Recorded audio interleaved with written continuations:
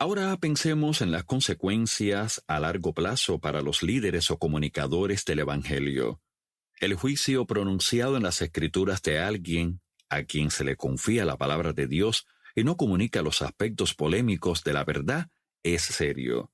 Leamos cuidadosamente este aviso que Dios pronuncia para sus mensajeros. Si les aviso a los perversos, ustedes están bajo pena de muerte, pero tú no les das la advertencia. Ellos morirán en sus pecados y yo te haré responsable de su muerte. Si tú les adviertes, pero ellos se niegan a arrepentirse y siguen pecando, morirán en sus pecados, pero tú te habrás salvado porque me obedeciste. Si los justos se desvían de su conducta recta y no hacen caso a los obstáculos que pongo en su camino, morirán. Y si tú no les adviertes, ellos morirán en sus pecados. No se recordará ninguno de sus actos de justicia, y te haré responsable de la muerte de esas personas. Pero si les adviertes a los justos que no pequen y te hacen caso y no pecan, entonces vivirán, y tú también te habrás salvado. Ezequiel 3, del 18 al 21. Por favor, observa la frecuencia de la palabra advertir en los versículos de arriba. Permíteme hacer una pregunta sincera a pastores, líderes y todos los creyentes, porque todos tenemos la misión de alcanzar a los perdidos y de confrontar amorosamente a los que están en pecado. ¿Quieres ser responsable de los que has conducido a creer que están bien con Dios, pero no lo están, porque rehusaste advertirles para que abandonaran su pecado habitual? Ellos viven bajo la falsa idea de ser salvos, pero sin embargo, debido a una falta de advertencia, continúan en su pecado y oirán el día del juicio. Aléjense de mí. Podría ser esto por lo que la predicación del Evangelio es amonestando a todo hombre y enseñando a todo hombre en toda sabiduría, a fin de presentar perfecto en Cristo Jesús a todo hombre. Colosenses 1, 28, Reina Valera revisada 60. No solo debemos enseñar, sino también amonestar. Piensa en lo que Dios dejó claro en los versículos de arriba. Te haré responsable de su muerte. ¿Has pensado en el hecho de que seremos conscientes de nuestra negligencia de la eternidad? Isaías nos dice que en el nuevo cielo y tierra, toda la humanidad vendrá a adorarme semana tras semana y mes tras mes. Y cuando salgan, verán los cadáveres de los que se han rebelado contra mí. Los gusanos que los devoran nunca morirán, y el fuego que los quema nunca se apagará. Todos los que pasen por allí se llenarán de horror absoluto. Isaías 66, 23 y 24. ¿Crees que los que son hechos responsables simplemente olvidarán que quienes arden en el lago de fuego están ahí porque no les advirtieron? Si nuestra filosofía es solo aceptar a las personas tal y como son, ofrecerles la salvación haciendo la oración del pecador, carente de arrepentimiento, dando así una falsa esperanza de ir al cielo, ¿cuál creemos que será el resultado? Les hemos dado a nuestros oyentes una falsa seguridad y hemos eliminado su motivación para arrepentirse de verdad. No hace falta decir que observaremos a quienes hemos dirigido mal con horror absoluto. Recuerda las cautivadoras palabras de Pablo. Si alguien sufre la muerte eterna, no será mi culpa, porque no me eché para atrás a la hora de declarar todo lo que Dios quiere que ustedes sepan.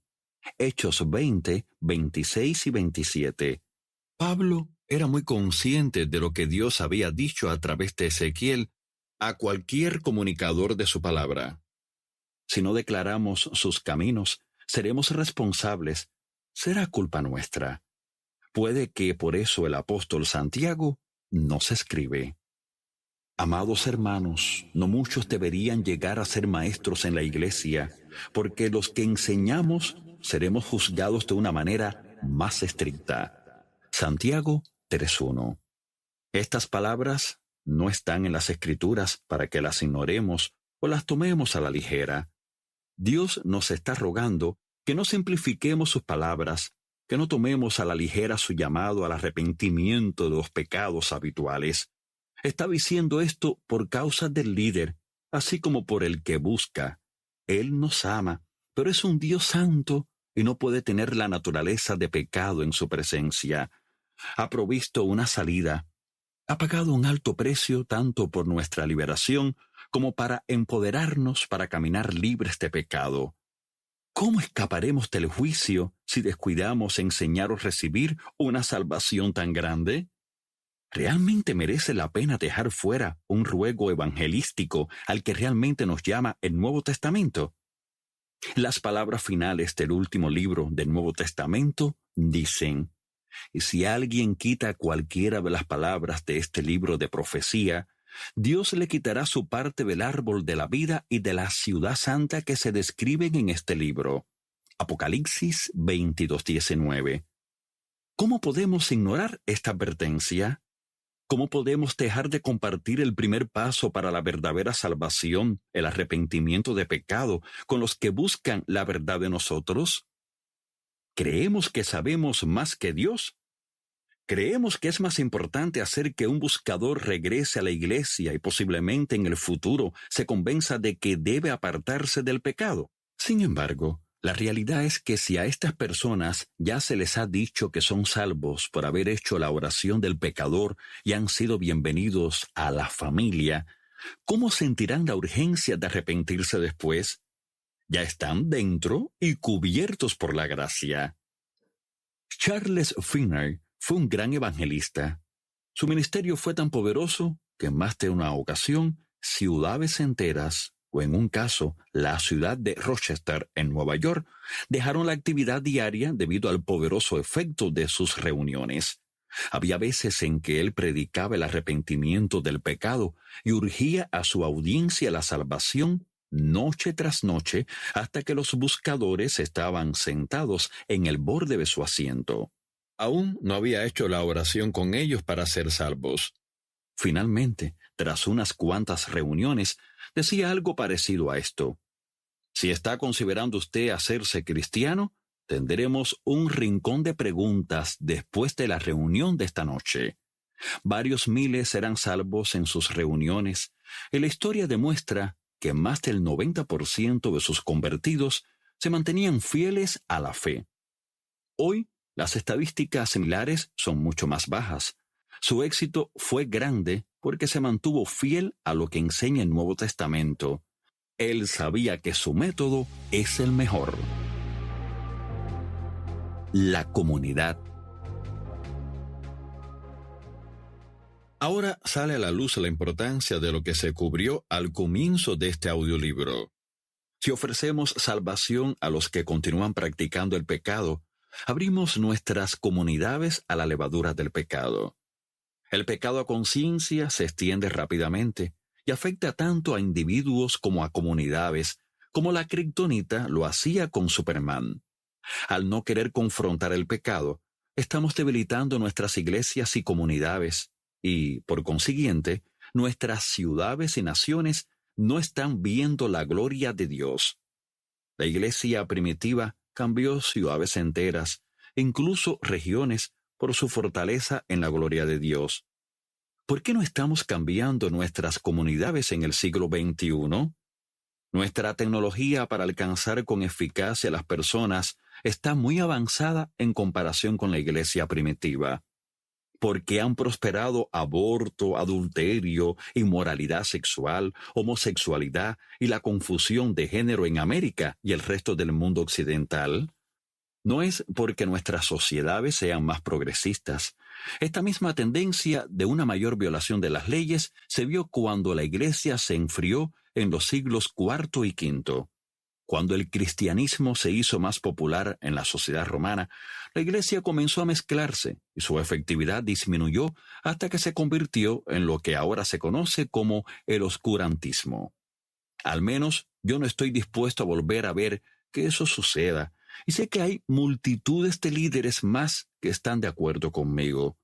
No dejaremos de declarar toda la verdad en amor y compasión. Por favor, únete y decide defender la verdad al margen de que sea o no popular, bienvenida o rechazada.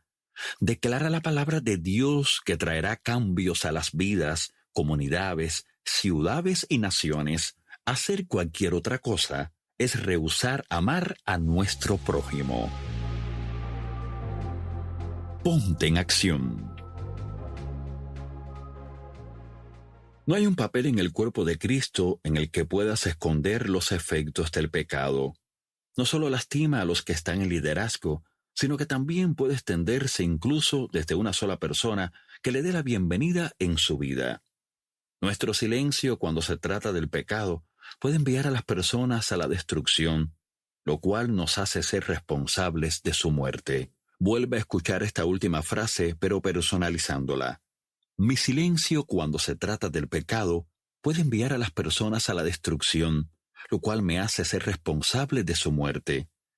Di esto en voz alta varias veces y deja que se asimile bien. Permite que el peso de esta verdad repose en tu corazón y en tu mente. Dios te hará responsable de este asunto. No podemos tratar por encima el pecado. ¿Qué crees que puede ser esto en tu vida?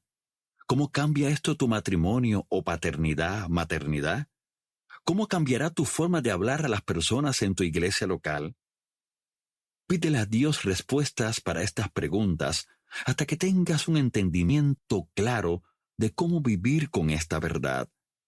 Después encuentra un amigo en el que confíes y habla con él sobre tu plan para poner en práctica este principio.